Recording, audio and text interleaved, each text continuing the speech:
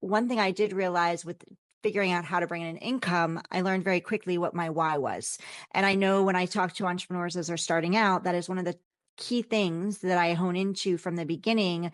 And I noticed that I didn't realize this, but it seems to be a challenge for some. Most people I hear from are like, I want to make money. And I'm like, that's fantastic. And I want you to make money. And there gets to be a powerful why behind the reason why you want to make money.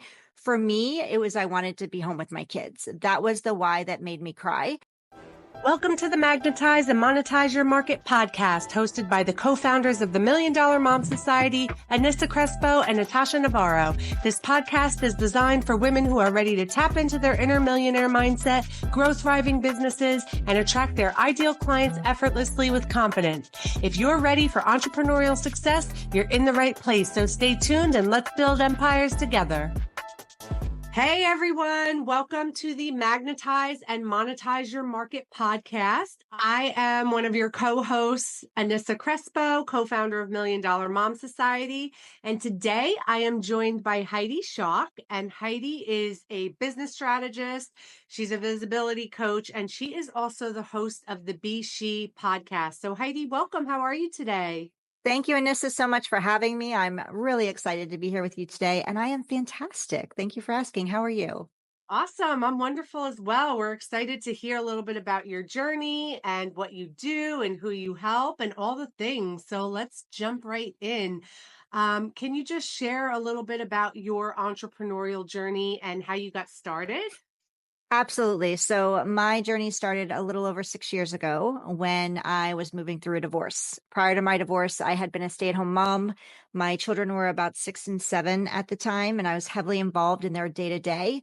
So I would take them to school, pick them up, after school activities, all the things. I also was a homeroom mom for both kids, both of my children, and also co-chair of the auction committee. I also served on the HOA board. So not only was I involved with them on the day-to-day, but they also saw me at school very often during the week.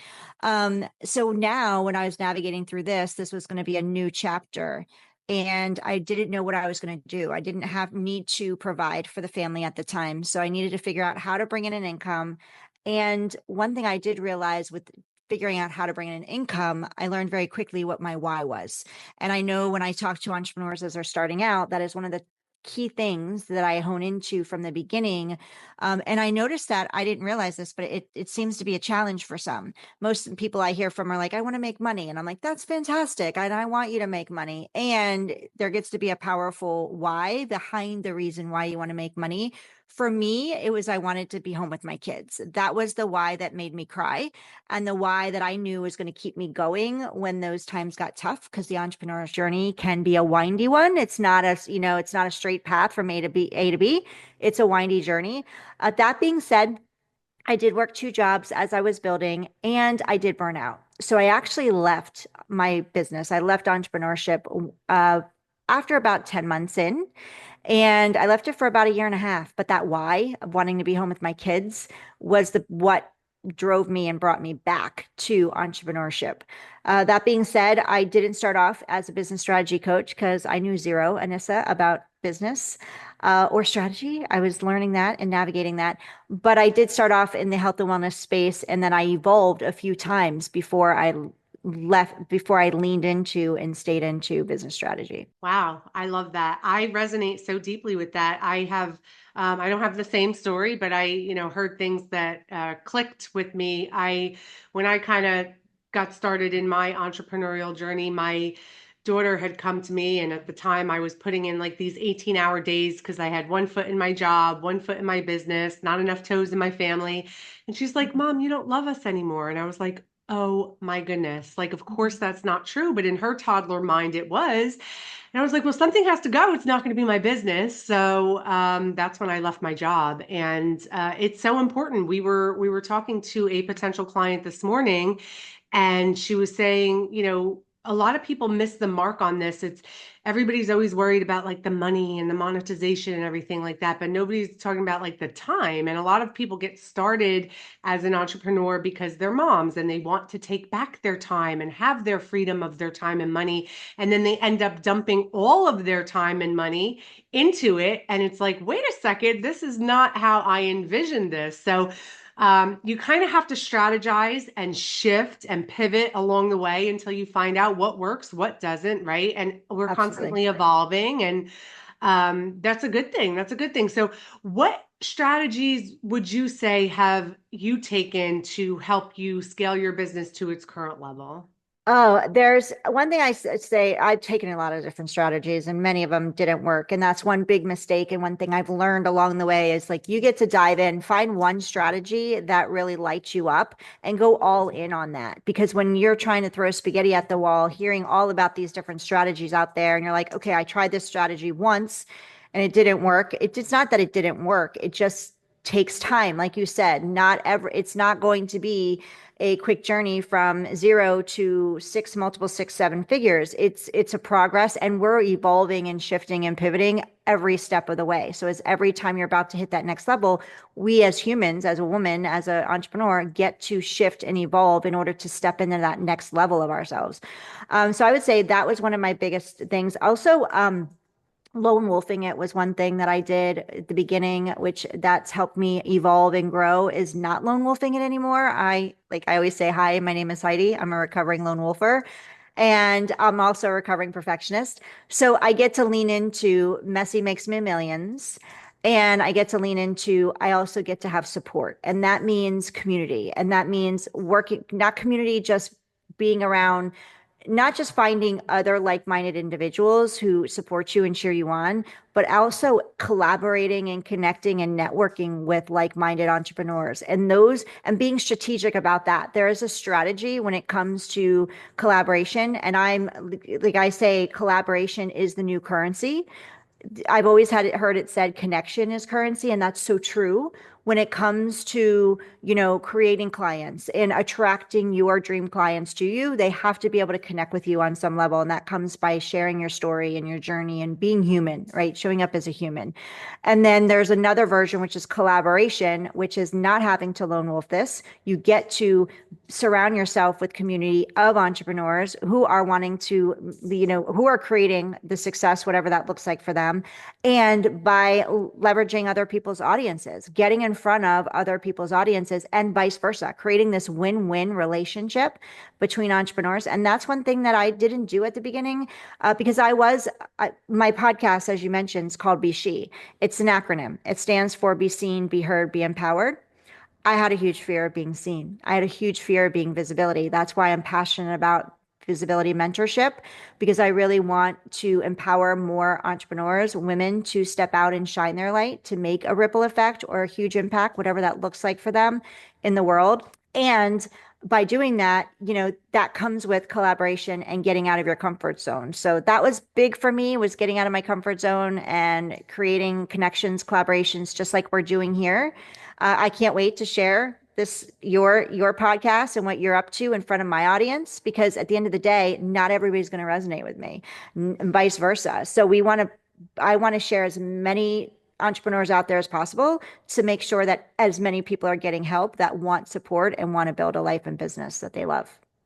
Oh, yeah. Oh, my goodness. So many golden nuggets there. So, the first thing is the collaboration piece, right? So, Million Dollar Mom Society was actually built on collaboration. My partner, Natasha, and I were in our own space coaching women. We had built successful coaching businesses, and we were kind of following one another, and we had the same avatar. And we always come from a place of collaboration over competition, right? Yeah. And we were like, well, we built, these successful businesses. How can we come together and build an empire and something even bigger and better? And it's so true. It's like, even though we were in the same space serving the same woman, we each have different God-given gifts and talents. Like, she loves the tech and I hate it. And I love being present on social media and she hates it. So it's like we have, it's almost kind of like we share a brain, but then there's those other things that we bring to the table so that we can kind of take some things off one another's plates. And it's beautiful, it works like a well-oiled machine. So I have women come to me all the time and they're like, you have people in your group and they're like promoting the same thing that you guys do. Why do you allow that? And I'm like, why would we not allow it? We support it. We encourage it. Listen, two people can be doing the same thing, but different clients are going to resonate differently. They're not going to do them the same way. Your delivery is not going to be the same as mine. And we live in an abundant world. There's enough to go Exactly. around for all of us, and collaboration is wonderful. I have gotten so many clients from just doing a post swap or an interview swap. Making new connections. It's really beautiful. So I love that. And the other thing that I heard you say was something that resonated with me because we kind of have a holistic approach to entrepreneurship, where women will come to us and they'll be like, "How do we make money online?" And we're like, that's actually the easy part. But like, where's your health and wellness? Where's your spirituality? How's your mindset? Like, those things are key, because Mhm. if you don't have the foundation built, you can't put in the chair rails and the windows and the doors in the house. Exactly. So I love that. So Be She, can you touch upon your podcast a little bit more and share a little bit more about that? Absolutely. Before I do that, though, I want to touch into what you shared about you going into partnership with Natasha, right? Correct? Yes. It's funny because I brought in a partner, and actually, she was my best friend. We've known each other for 40 years now. We've met each other in high school. And I ended up bringing her in, and now we're partners. And we're similar. Like, I like doing all of this stuff. This is my zone of genius, is being, handling the content in that space of the business and serving the clients, coaching and mentoring. And she's more behind the scenes. She handles the tech, the landing pages. She does come in and handle that part with our clients because that's her zone of genius. And it's funny because we're exactly the same in our partnership. Like, I can't stand the tech. Like, my brain turns to mush at the word. It's like a four-letter word to me. Tech. It's a like, stay away. Yeah. So I love that you shared that because I think it's important for people to hear. Like, you don't have to do this alone. And if whether it's going in a partnership or not, find somebody who enjoys and is really good at what you don't like and what you're not good at or don't want to be good at. So yeah, I just wanted to talk about that because I was like, oh my gosh, we have so many similarities. Be She was actually, I was actually on my vision board. It wasn't Be She, it was a podcast. So in 2022, I created a vision board and I had it on my computer and I would look at it, but I really like there was a time period where I guess I saw it, but I really didn't look at it. I wasn't paying attention. And November came around and it just came off of a conference in October. And I just met a podcast producer and it still didn't resonate when I met her that I wanted to create a podcast by the end of the year. So I was looking at my vision board. I'm like, oh my gosh, I have a podcast. I want to create a podcast by the end of this year. That's a goal. I have a timeline. Like, let's go to it. So I contacted her and I said, can we make this happen by the end of the year? And she said, absolutely. She's like, I can give you everything you need to do, and we'll get this done. And I was actually leaning toward mompreneurs. So that's what I was, focused on at the beginning. And I was like, okay, I had my name picked out. And I'll give this away. I've said it before, so if anybody hears it, maybe you'll run with it. But I think you might have to look at the legal terms about it. But I was going to go with momopoly. I was like, okay, entrepreneurship, moms, like that's so fun. But right when we were about to pull the trigger and start doing the branding around it, I was like, I just don't know. I'm not fully on board with this. And normally I'm the type of person that like I'm go, go, go. So I will put a square peg into a round hole, messy, let's do it messy. And I was like, something just doesn't feel right about this. And I don't want to do this messy. I don't want to do it that messy. Right. So I pulled back and I said, is it okay if we just wait? And I'm like, you know what? I'm going to release my timeline. I get to give myself grace and I'm going to allow it to come to me what the right path is and what the right title is and the right direction. So literally by releasing any expectations or pressure on myself to get it done in that timeline, I was away on vacation that holiday. So it was the end, it was like a New Year's week. We were in New York. I was with my kids and my mom and my sister and my niece. And I was in the hotel room and I woke up one morning and it was around the 1st of January of 2023. So it was right on the end of 2022. And I was like, be she, be seen, be heard, be empowered. And I said, that's it. That's the name of my podcast. And so I called her up and she's like, I love it. And let's go. So we ended up launching in April of 2023. So it was delayed a few months. But yeah, that's how it evolved. That's how it grew. And it's geared toward female entrepreneurs, but women, all women can listen to it because it's really about empowering you to be seen, be heard, to get the courage to step into a different, a more empowered version of yourself, to do, to get comfortable with getting uncomfortable, whether that's in your relationships, if there's something that you're feeling like you're not being seen or heard around, whether it's in your health, whether it's in your business, whatever that looks like for you. I bring in women who share empowering stories of their journey. Typically, it's around, around entrepreneurship because we talk about their challenges they've had in building their business and where they are now and what they've learned in the process, but also we bring in key things into their personal journey as well. I love that you were able to take that little discernment, or actually it was a rather big discernment, right? Because it just was so unsettling. And I'm kind of the same way. Like I'm just like, all right, let's just build the plane as we fly it and we'll figure it out. We'll put this out, we'll let the market respond, you Yeah. know? But when something is just not sitting right, you have to listen to that voice. And that is so amazing that you did because I love it. I love Be S.H.E. I think that's awesome. And the acronym, I mean, it's perfect. I want to ask you, being in an online space, right? It's really noisy. How do you set yourself apart from all the noise that's going out there? Yeah, that's a great question. And I think that's an ongoing journey for anyone. For me, I had to learn to stop comparing myself and stop worrying about where other people are and what other people are doing and going, oh my gosh, I'm not there yet. How come I didn't think of that? Or how come I'm not where feeling like I'm not where I should be, comparing myself to others. So one thing I heard and learned was don't compare my chapter 2 to someone else's chapter 20 or my chapter 20 to someone else's chapter 150. Like we get to be where we are and enjoy the journey because in that journey, you're going to have the stories. Like I now have my Be S.H.E story. I now have the first time that I went to launch my business and I saw everybody was crushing it online and I was coming through a divorce and I was like, oh my gosh, like I'm going to just open my doors and I'm going to say I'm in business and they're going to come flooding in. And it doesn't work that way. And I quickly learned in the process that I had a huge fear of being seen, paralyzing fear of being seen. That's part of my story and part of my journey. And had I been so focused on what everybody else was doing and where everybody else was, I would have missed that piece of my journey. And that for my clients and for people who resonate with me, that's what they appreciate and they resonate with. When it comes to standing out, it's really just a matter of, I had this question given to me recently, and it was like, who do you look up to in the online space and entrepreneur? And I don't think there's a person that I really think of. I think of it's the entrepreneurs that put their stake in the ground and really own it. They own their expertise and they own their, I would say, quote unquote, flaws, like what they're not good at. And they're not afraid to repel. As much as we want to attract our ideal client, dream clients, we also want to be able to repel, like happily repel the people who aren't our ideal clients.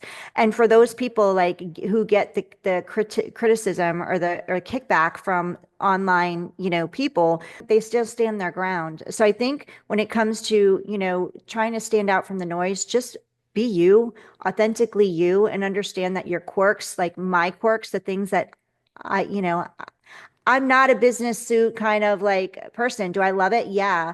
But I'm also like, I love to dress up. I'm very girly, girly.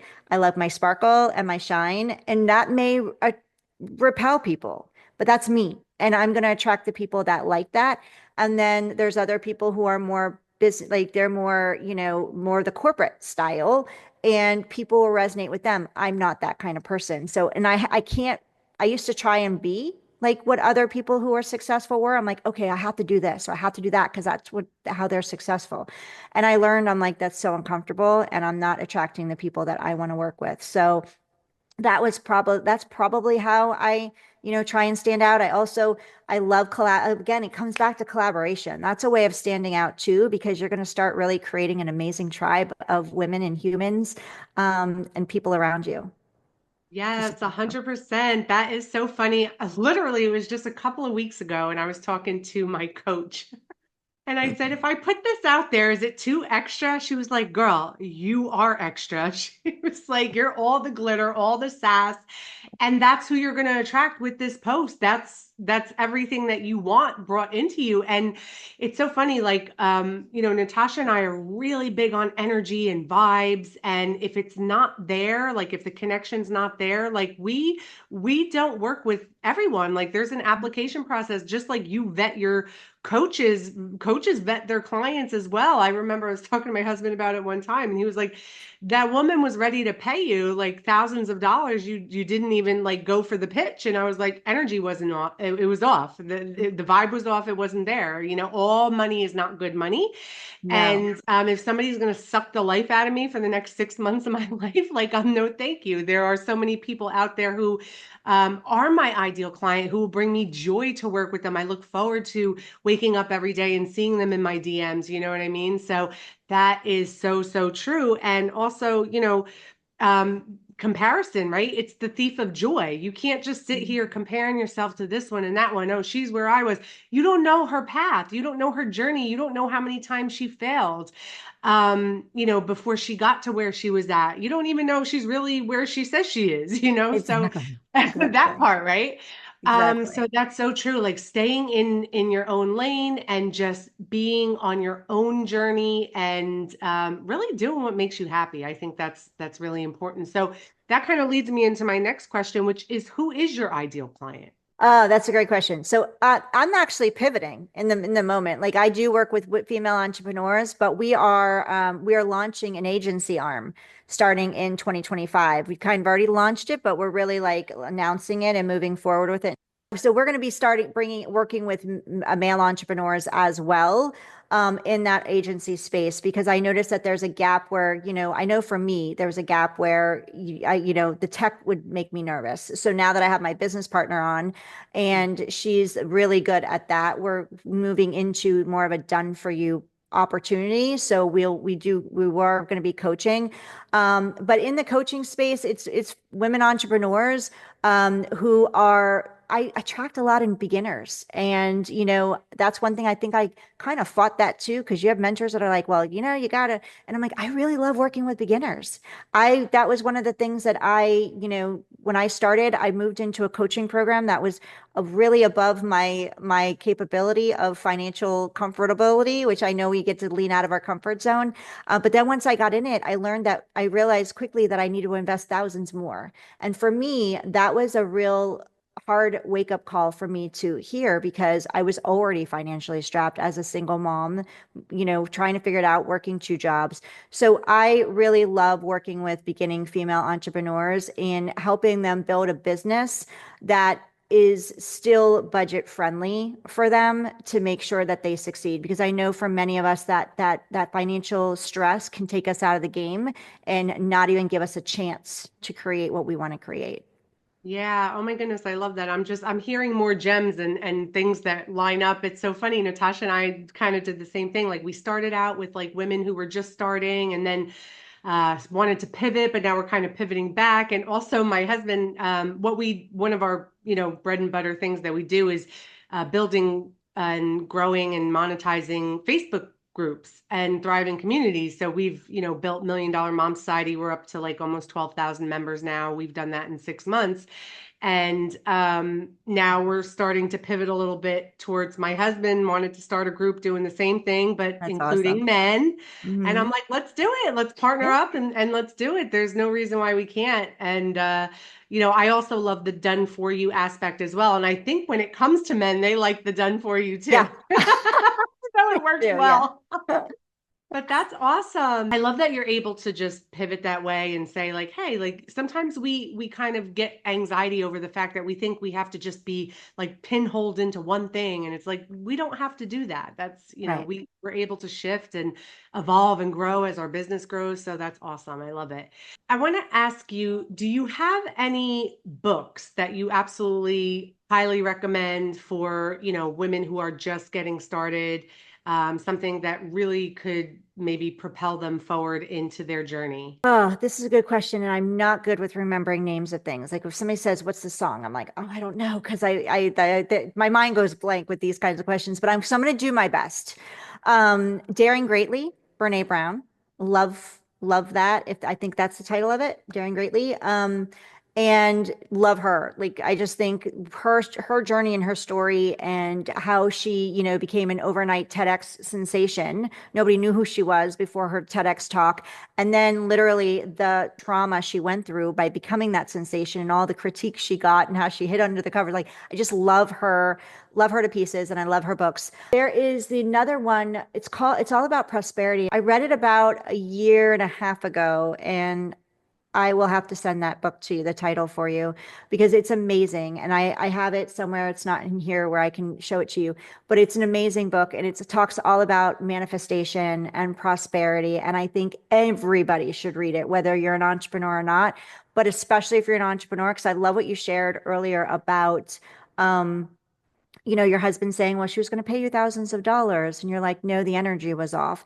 And it's all about energy. And once we realize how much everything is about energy, the abundance, the doors to the abundance open up. And like you said, not all money is good money.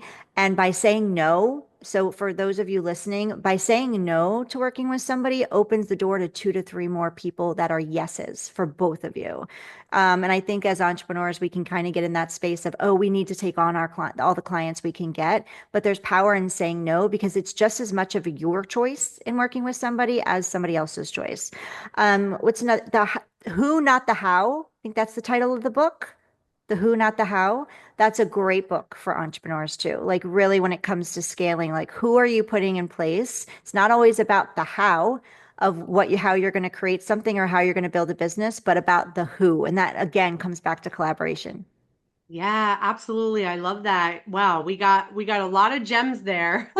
But it's true. It's like also when we're talking about where we want to go and when we're trying to scale, it's like we sometimes focus so much of our energy on the strategy and the processes, and it's like what about who we are and who we are meant to be and how do we show up and who are our clients, and I think it's just so much more than just what strategy am I going to use today, what tool am I going to use. I mean, obviously those things are important too, but Mhm. again, holistically they're all important collectively, so that Yeah. is amazing. Wow, good stuff, Heidi. All right. Well, what final thought would you like to leave our audience with today? The biggest thing I would say is just take action. If you don't know what to do, if you're like, I don't know how to get to where I want to get to, again, you always hear like release the how. It's not always about the how. And just take action because action brings clarity.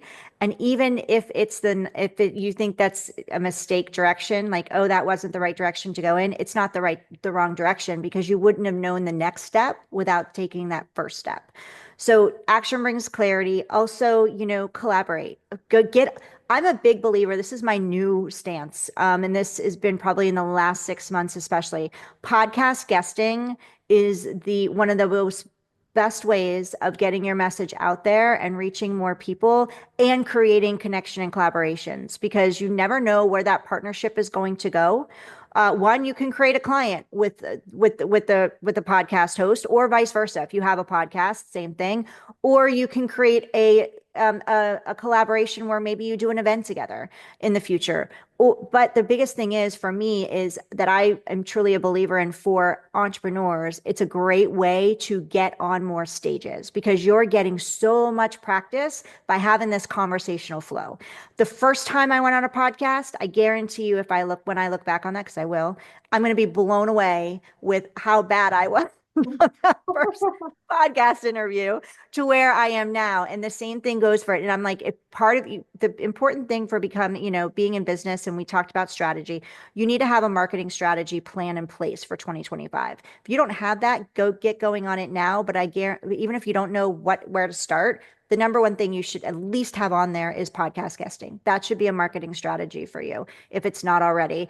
And I know it could be scary for some, but same thing was with the first time you did a virtual event or the first time you had a sales call or the first time, you put out a post. Everything's scary the first time. It gets easier and it's fun. It's a fun way of building your business and just meeting amazing people like Anissa. Yeah, absolutely. I could not agree more. Podcasting is an amazing way to get started. I started my first podcast completely by accident, and then when I realized the power in podcasting and being a guest and having guests, I was like, "Oh my goodness, this is amazing." And it's all about that connection and that collaboration. And it's not always about like, "Oh, am I going to make a client?" Like you might make a referral partner, you might make a business Exactly. partner. You just know You you never might make know. and like you just never Exactly. know.